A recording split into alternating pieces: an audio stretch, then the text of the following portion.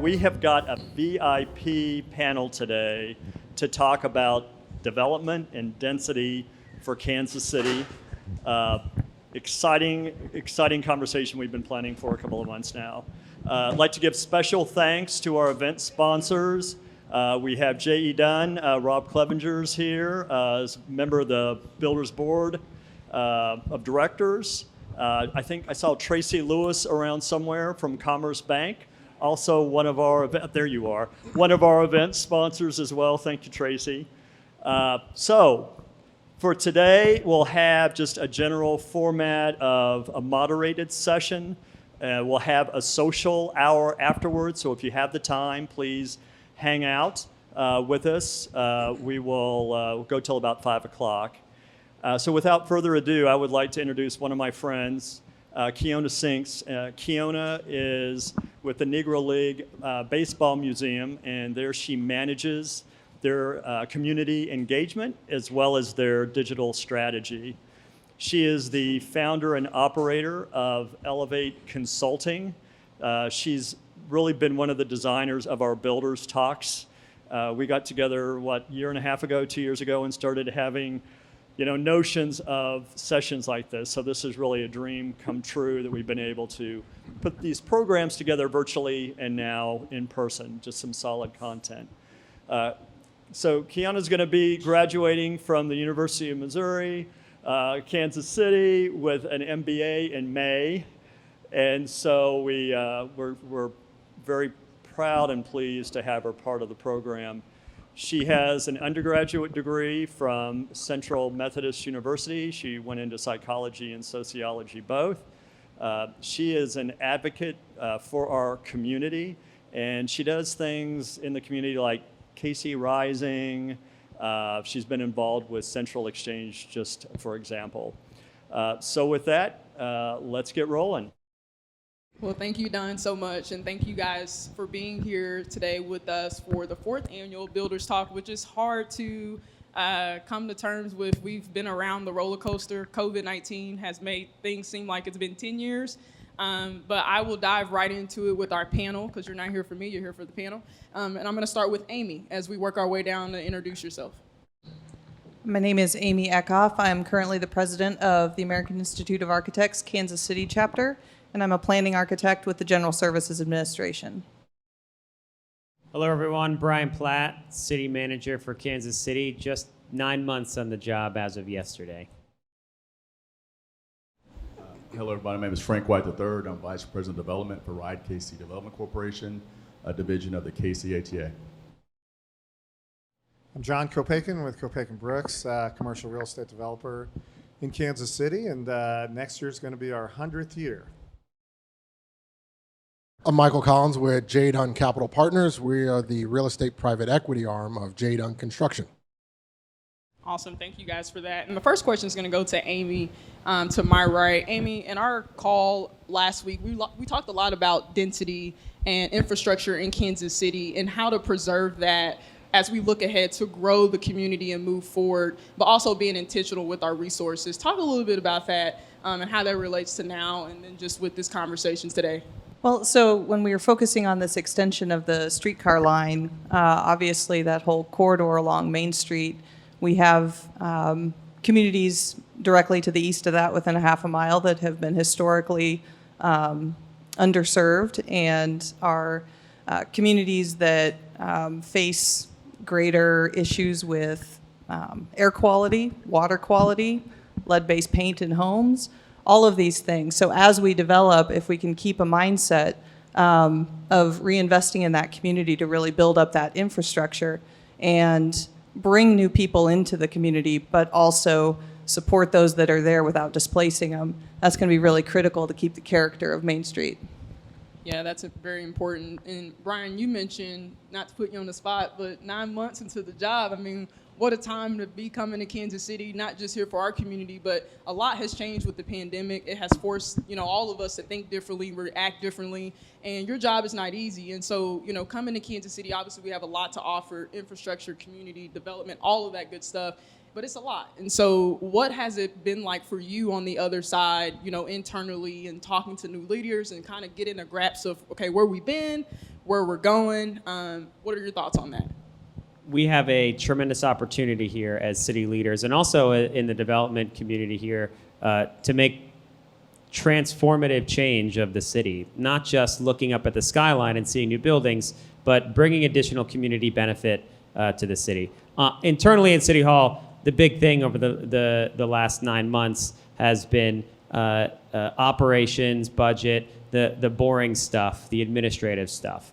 And it's a lot of essentially putting fires out. Early on, we had a lot of issues and making a lot of changes with our plowing operation. We had a $70 million budget shortfall because of COVID when I first got here. We've restructured and reframed a lot of services that we're trying to provide to residents and visitors to make quality of life better. There's a lot of that kind of stuff that we're working on. Economic development, though, is key. And it's a big focus right now, and it has been, but now that some of those fires have been put out, we can really focus on what we want and where we want to go. And what I see when I look out the window of the 29th floor City Hall is opportunity to be a part of something great, opportunity to bring additional community benefit to the city, leveraging the resources of private development, leveraging our own resources, and creating something special. Looking at these empty pieces of dirt, where I'm coming from in New Jersey, New York City area, there's not a lot of dirt. There's not a lot of land to do stuff with. And to be here and to be able to say, well, what do we want here? We can build affordable housing. We can build libraries, schools, police stations, all that stuff we can bring to the city and do it the right way. One of the challenges that we have in more dense urban areas like Jersey City and New York, where I'm coming from, it's hard to turn back and say, well, we need affordable housing. Where are you going to put it? There's nowhere to put it. You can't reduce rents artificially on buildings that are already built. We have a chance, an opportunity to do that now. And so that's sort of been the focus. But it's not easy. If it was easy, it would already be done. This city would be built out and we'd have all this stuff. I've had a lot of conversations with people in this room and people up here even about how we're going to do this and how we're going to move things forward. Thank you, Brian. And Frank, this is a two-part question for yourself too, John. You guys are involved, you play an instrumental role in Kansas City. Number one, transportation. You get people to and from work every single day. Kansas Cityans are driving the street or riding the streetcar, getting where they need to go. You're serving a need that we all tangibly see. And my question to you, you talked a lot about, Frank, on the call last week, just, hey, we need a wide range. There's boundless opportunities for Kansas City. And so what do you feel today and people in this room in their everyday roles need to be mindful of as it relates to just the growth and being intentional about the direction we shape our city and moving forward? What a lot of people may not know what the KCHEA is. We cover 7 counties on both sides of the state line. That is our footprint. And that gives us a very unique view to look at things strategically at a high level.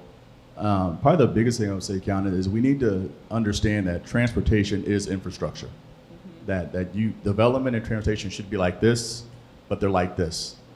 Too often we get phone calls saying, oh, we built this logistics park, now we need a bus. And at that point, we're like, well, we really can't do anything at this point because it's kind of done already. A bus line's $500,000 to what? Put 2 people on it? That's just inefficient. And we have not done a very good job as an organization telling people no. And so part of my role is to make sure that we talk to the private sector, that they be intentional about when they do things, that they consider transportation at the forefront. They may not need it at the beginning, but eventually that has to be accounted for. And that really gets back to not being so transactional in how we develop our city, but be very strategic to make sure it all fits. I use the analogy of the water in a rock. We throw water in a rock in the water, and the ripple goes out. But instead of watching ripples, we're watching the rock sink. So we need to be understanding that anything that we do has a reaction. And so when we do make decisions to develop projects, that I'd like to see the city and region really think about the broader effect of what that means.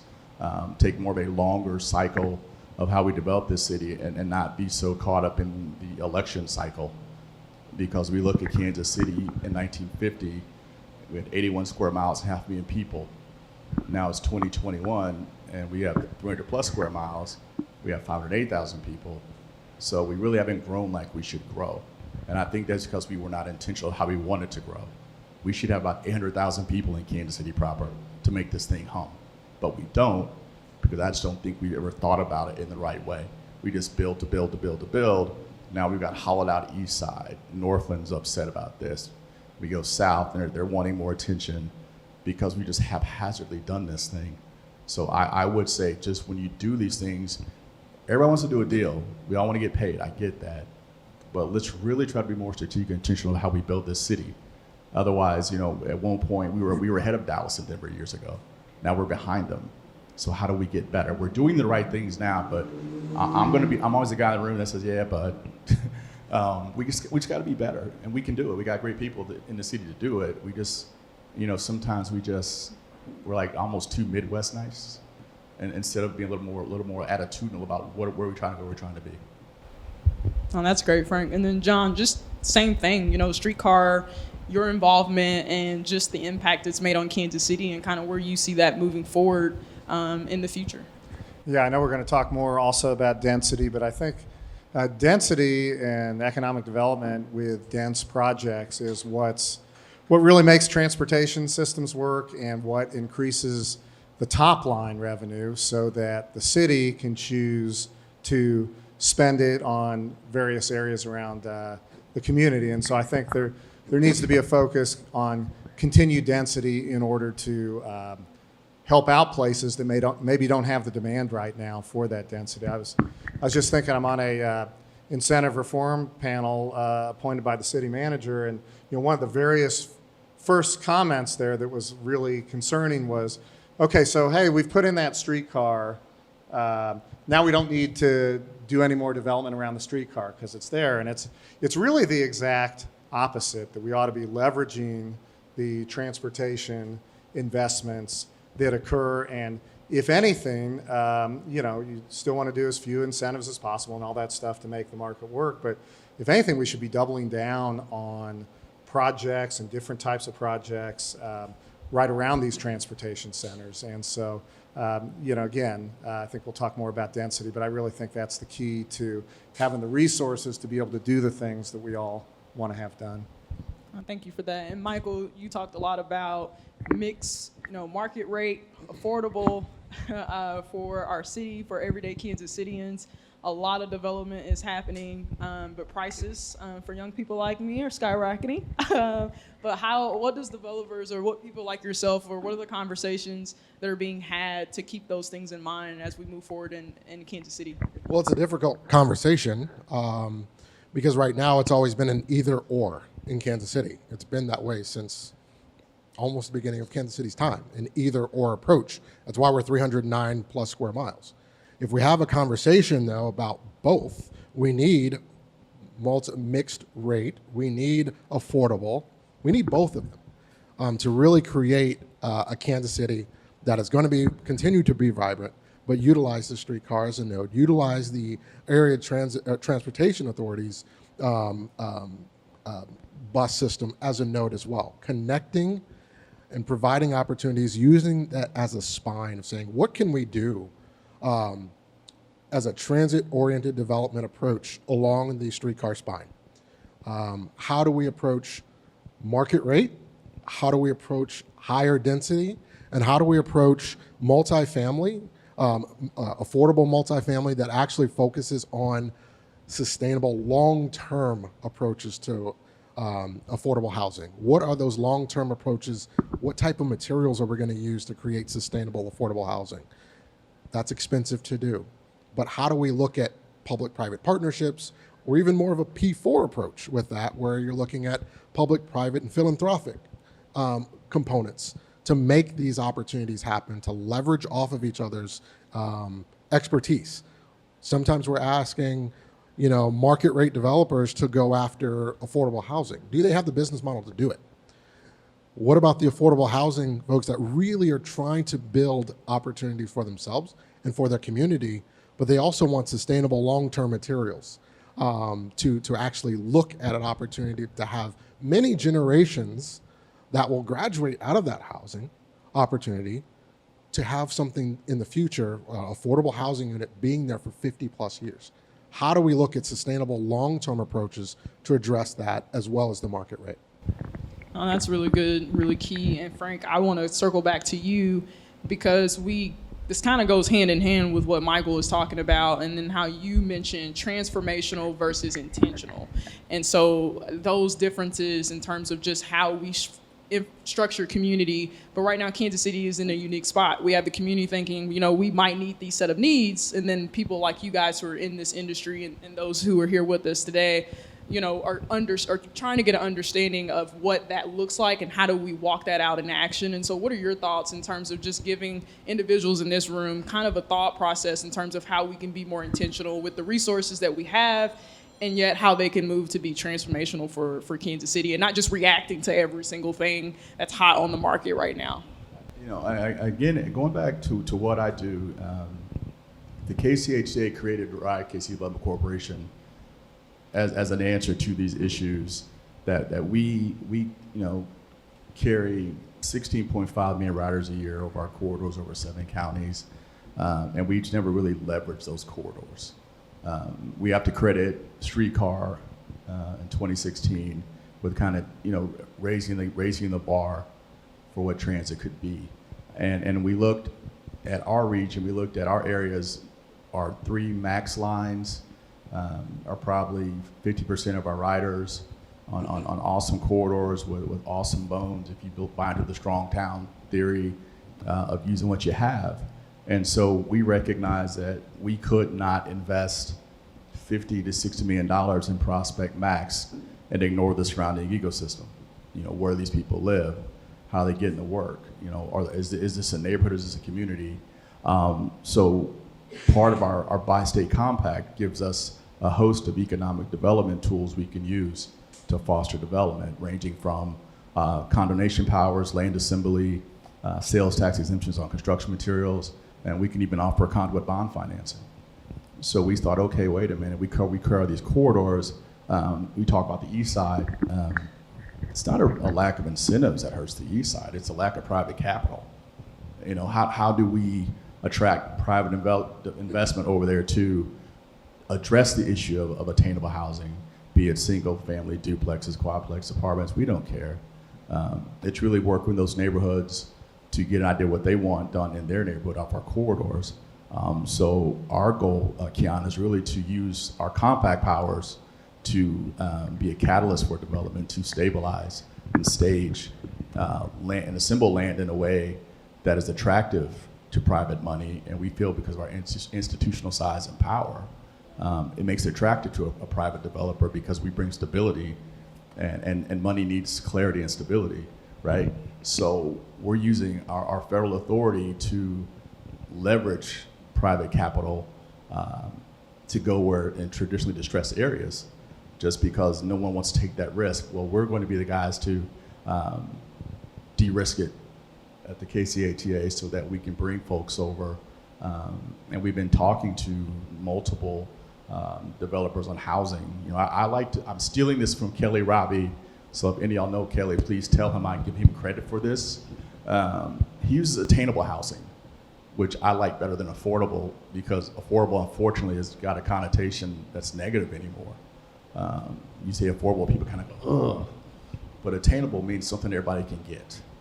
So we prefer to use attainable housing. In fact, our strategic plan, we have a goal to hopefully assist in 1,000 new attainable housing units in the next 5 years. Again, using our powers as a federal authority to do that. So that is how we're going to leverage, to John's point, we're going to leverage Streetcar. It's the perfect spine for north-south transit system. And because we can go east-west, we can tie right into that thing. And we can do a lot of good work getting folks to from Streetcar all around this whole region. The city is designed for transportation, and we're really trying to rebuild a city built for transit. No, that's awesome. And Amy, when it's clear, when it's attainable to what Frank said, and when it's very impactful, and now there's a clear line of everybody can kind of see the investment that we're all trying to achieve in Kansas City. What do you imagine that will look like, another 3 to 5 years from now from your seat and what you do every single day here in Kansas City? Well, one of the things I think is really exciting about it is, if you look at examples in some other cities, Portland kind of being a poster child for it, the being able to open up that civic entrepreneurship. So not only do you get attainable housing accessible to some of these areas, but you also open the door for small businesses to really grow, and that also livens that corridor. The more activity that happens along that streetcar, the more pedestrian activity there is, the more alive it is, and the more incentive there is to further development. I mean, when we talk about, most of you have probably heard statistics of income related to housing costs, and when income has risen an average of 1.4% over the last 20 years, and housing costs have risen, 13 times, it's unattainable at that point. So we need to raise the median income of people in these areas to make housing attainable. Thank you for that. And Brian, to that question for Amy, and then to you, where you sit in City Hall every single day. I know it's a lot of pieces moving to try to get to the greater picture, but I imagine you want to stay in Kansas City a couple of years, and hopefully we're fortunate to have you. But under your leadership as our city manager, what does that scope look like? A 5-year Kansas City, a 6-year, I couldn't even imagine, just with everything that's going on. That is great, but we can be better. So what do you see from your seat at City Hall? I joke with the mayor and other elected officials that their biggest challenge in their second term or their next term is going to be dealing with the complaints about construction noise, cranes, streets being blocked for all this activity. And it's an aspirational, lofty goal. I mean, that's what we need. At the end of the day, we need to be building more stuff. We have, I think, in Kansas City, 3 cranes that I see driving around, maybe. North Kansas City has 2. And you look at somewhere like Austin or Nashville or some other city that's somewhere comparable in size, and you probably can't even count on them. It's dozens. And we're a gap. Coming where I'm from in Jersey City, the city was about 15 square miles, 300,000 people, but still 15 square miles. You could fit all Jersey City in half of the airport property. And everywhere you look, there was a crane. There were 20 cranes, 15 cranes at any given time. And we have to be thinking about that. We have to think about a growth mindset. I wouldn't say that I have a goal of we need 5 or 10 or 15 or 20 cranes at any given time. I think we just need to move in that direction. The simple fact that we get things going and build that momentum, things will start to come after that. But it's those first steps that are going to be the challenge to get things moving. Yeah, John, so I heard somebody say it sucks when they mentioned about the construction. I heard that too. Yeah, so Yeah. I'm not trying to put you out there, but I am going to put you out there. So Main Street is a mess, right? We are going through the painful process, but in the next, couple years, 2 years, 3 years, we will be better for it. So what will the streetcar in reality do, the expansion towards the plaza and UMKC's campus? Yeah, so I think that the starter, and I saw on the slide, it always was to be a starter. And in other cities, as we've talked about, you need to get started to have then everybody say, oh, why isn't that coming my way? How do I latch on to that, et cetera, et cetera. So we've done the starter. The expansion is continuing. And what it's going to do is it's going to connect where a lot of people live to where a lot of people want to work and where a lot of people shop, and other redevelopment opportunities along the spine, as long as we keep priming the demand so that we can get these kind of dense things that we need. And then really third, you're connecting students and people who are mobile and people who spend money and people who go out and eat and drink and are used to being all over town, and having that influence would certainly be great to have down here. But it's there, and so making this connection between downtown and where the university, both UMKC and really Rockhurst, is really important to get people using the system. And so I think that's where we're headed. So we should stop complaining. I don't think we should stop complaining. From what I interpreted, it sucks is, why do we just have 3 cranes? Why don't we have 15 cranes or whatever? That there needs to be more development. And we always have a slow demand problem. We have a lethargic demand. So as exciting as things seem at time, it's relative to Jersey City examples or wherever else. So we need to concentrate on pushing the demand. And a lot of it is making it easier to do projects. A lot of it is financing gaps, which isn't tax abatement on the east side necessarily, but is actual real cash dollars, or maybe city using a great bonding capacity to achieve results. Because 1 or 2 or 3 projects at a time aren't going to get us numerically to some of these places we're trying to get to. So I think we have to combine all these different ideas and just keep making sure we have more than 2 or 3 cranes out in the air. Yeah, no, and I wasn't putting that person on blast, whoever that was. I catch myself too driving down Main Street, and I'm like, goodness gracious. But you can go down Gillum and avoid it, I guess, for now. But yeah, it does kind of suck. Yeah, Michael. So we're pushing. Kansas City is going to move forward. These things are going to happen. A lot of what the city manager was talking about, transportation is going to get better. And Frank hit it on that as well. But once it comes, what are some things we need to be thinking about and keeping that conversation going? Because as much as we're championing for those efforts, they will come. And then when they get here, it will still impact everyday lives of Kansas Cityans. So a couple of things before I answer that question. Austin had 35 cranes in the air as of as at the end of July. Nashville has around 60. We're in those markets as well. And I love to see construction progress and those orange cones or blue signs, I'll just put that navigating around. It does show progress. So hopefully we see more of that. But I think let's not downplay what Kansas City's done well also. When you go to Nashville, Austin, even to a certain degree, Phoenix, Dallas is going to have this issue. They're just starting to think about affordability, and they're just starting to think about infrastructure. So they're starting to think about the things that aren't as attractive that Kansas City's been thinking about, and we have much larger square miles to take care of with that. So while it's not as aesthetically pleasing or sexy to see water mains being replaced or streetcars being extended just one straight line, there needs to be a spine for a streetcar to work very well. Otherwise, it's very costly. So I think we are thinking about this the right way, but what we need people here to be 100% comfortable living and working and playing in Kansas City. But we also need to bring more people to Kansas City. We need to bring in more density. And so, but they're going to look at what's being done.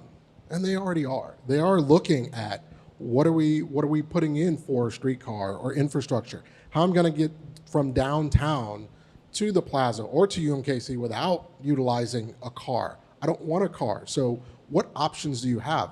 I know we're building it. What we also need to think about, though, is who are we competing against and how do we compete against them? Austin did not get Apple or Tesla overnight. Austin's chamber went to Silicon Valley for 10 years before they actually landed significant tech companies to Austin. Who are we competing against? Dallas will tell you who they're trying to go after. They are trying to be the next Chicago. Their mayor will tell you that. Who are we competing against, and how are we going to beat them at their game? And it's not Kansas. That's not a real competition between us both. What are we regionally and from the city going to do to compete against these other cities that we should be competing against and we should be winning? That should be the next thought. That's really good. And then, Frank, when you hear that, and then we look at free transit for Kansas City and how that's played a huge role in just what other cities are not doing, what are your thoughts on that? Because to Michael's point, a lot of things that Kansas City is doing well currently right now, as we sit here and have this conversation, we are breaking and setting the standard and being a model for what other cities should be paying attention to as well. Yeah, Michael's right. Excuse my feet. Yeah, the zero fare is an issue that we've been pushing that is now getting attention in D.C. In Congress. Our challenge as an organization is now, how do we make this sustainable for the long term? How do we take zero fare out of just Kansas City, Missouri, take it into Kansas, to the areas that we serve? But that's a good problem to have. That means we're pushing ourselves, trying to be better, trying to make Kansas City the city it should be. So I'm with Michael. I mean, sometimes I may come off as a little negative. I went to Catholic school, and and we're doomed from birth as Catholics, so it's just like whatever. But it's just my nature is always, okay, we did it. How can we get better? How can we improve every day? Because I love Kansas City. I'm born here, raised here. Well, not for a long time, but I will die here. And I just want to be the best city it can be. And so when I travel in different places, I'm like, well, we can do that, or why aren't we doing that? We should do this better. And I think sometimes, like I said before, I think we get comfortable in Kansas City sometimes. Like, for the love of God, why anybody would oppose a downtown baseball stadium, I don't understand, because the downtown baseball stadium would be awesome. Every other city, we had it before, why not bring it back again? So that is just me speaking. That's not an ATA position, by the way. That's just my personal opinion. We should have a baseball stadium. But I think those kind of things push the city to be better. When I talk about the east side and read about the east side, one, that's where I came from, the east side, but when you have a whole chunk of a city that you've systemically shut out, but by shutting that part of the city out, you're affecting how the city grows. You're affecting how, by not participating, we're not helping the city with tax revenue, with ideas, with things that make the whole city operate. So then it becomes, how do we get everyone engaged throughout this whole city and region, so that the city can be the best that it can be, so that no kid is punished by their zip code where they're born. The cure for cancer could be on the east side for all we know, but because we've ignored it, the whole city suffers for it. So really the push is to get the whole city engaged, also be better, because we are doing great things here. I mean, everyone that I know in my career that has moved to Kansas City from another state or company has never left, because there's really great people here. We care about things, we want things to get better. I just wish we were a little bit more aggressive on some things, but I can't knock that. That's the beauty of the Midwest. So I just think we got the tools here. We talked, John, about streetcar and what that means. And people gotta understand, we're the only streetcar that's been a success in the nation. I've traveled, I rode them all, and they struggle. One, we had the great leadership, first of all. We had people that understood the importance of streetcar, what it means, and we put it in the right place. Other places, they've made them, circle routes, and they don't like it. So we've done that right. And the fact that we're going to leverage streetcar to grow it's a smart play. It makes the most sense, and I would love to see it cross up into North Kansas City as well. I think it just makes sense. So these are the things that we're doing well. Downtown growth is great. I think we should double down on growth downtown. I don't think we're anywhere near we need to be on that. And if any of those people that say that we should stop, I just think they're wrong. We have to do this. We have to redevelop the Midtown, redo the Plaza. That is the economic heart of our region, and we've got to. We can't. It's still in triage. We still got to keep developing it, growing it, so we have the incomes. Because if I don't have $1, I sure can't give you the one I don't have. So we've got to understand with mixed incomes, and we have to have that, because that's how you help people, and somehow that message just is not getting out. Brian, policy is so important to this entire conversation, and it is a lot happening at City Hall. So how do we ensure people who are a part of this community, but also are, advocating for the individuals that we put into office to really open up, the conversation more about, this might be what the community wants, but this is what our city needs, or vice versa. Is there anything that, that is conversation-wise that is being had, or how is we're all kind of shifting with COVID and we're moving forward, and in this conversation, it's a lot, but how are we gonna get politicians in our city to really kind of really move forward in a way that we need them to and where our city needs to get to. Because policy, without that, we Yeah. just can't make it happen. That's a great point, and it at the end of the day, it just requires a lot of communication and interactions and feedback loops, so to speak. So it's not just city council or the mayor or me or whoever saying, here's an idea, what do you think? By the way, don't really care, we're just going to do it anyway. It's starting from the beginning. What do you want to see in your communities? What are the things that are missing? Getting that feedback early before really those discussions can take shape of what we're trying to do, and then working backwards essentially from there. Well, here are the things we need. How do we get there? What are the things we're going to need? By the way, if we want this, we have to do that. It's a lot of education. It's a lot of awareness. It's a lot of relationship building and communication in that sense. So it's not easy. And there's, I think, on the policymaker side of things, it's difficult to understand that not everyone is going to agree no matter what it is. And also, whatever it is you decide to do is not always going to be the right answer. 5 years from now, 2 years from now maybe, priorities and needs are going to change. Maybe, we start to build a bunch of affordable housing in one part of the city, we realize we actually don't need any more, or the community wants it in another place, or we need other things in that neighborhood. And we're going to have to revisit those policies. We're going to have to revisit what are the things we need. Maybe we built a bunch of affordable housing, now we need schools. We need to reframe our incentive policy to prioritize that. Building schools, whatever it's going to be. And that is, I think, the key, that we all have to be aware that things are going to change, priorities are going to change, different people are going to end up moving to town into different neighborhoods, and they're going to have different needs. They're going to be different ages. They're going to have different income levels. They're going to need different services. And we have to be ready for that and flexible and willing to make changes to everything and anything that we've done. Yeah, no, that was really good. And Michael, I'll just shift it to you and Amy. Just anything far as just as it relates to policy and just, kind of how that works with development as well, or maybe some of it doesn't, but what should people who make our city great in terms of at City Hall have in mind as it relates to just some of the development that's taking place in our city and as we kind of continue to move forward? Yeah, I try to stay away from policy a little bit nowadays, but one of the focuses, I think, is really just focusing on what is the vision that the city is desiring for the entire city. What does that mean? And that, like City Manager Platt said, not everyone's going to love it, but what is that vision? What is that established focus? And how are people going to play within that? How are we going to fill out those infill sites so that we can start building higher? How are we going to make sure that there's affordable or attainable, as Frank said, as well as market rate? We don't know where people want to come in to Kansas City, what their housing choice is going to be.